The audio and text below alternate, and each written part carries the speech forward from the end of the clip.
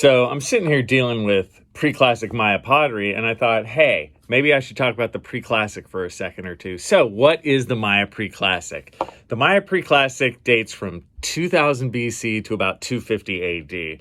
There are three parts to it. You have early, middle, and late Preclassic.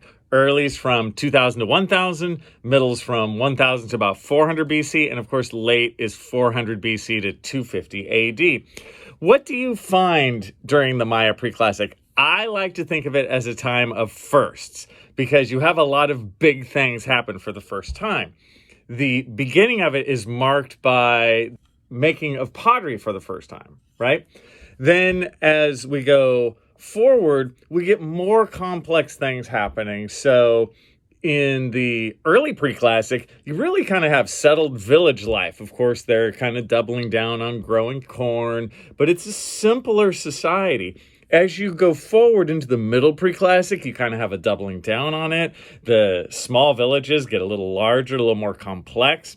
The middle Preclassic is often when the large cities, you know, from later, when they were kind of first founded. A lot of the earliest stuff we find at large city centers date to the middle Preclassic.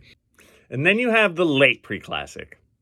Hey, by this time you actually get huge pyramids, big cities, kings and queens, the whole shebang. I like to think of it as not just early, middle, and late Preclassic. You could also think of it as small, medium, and large.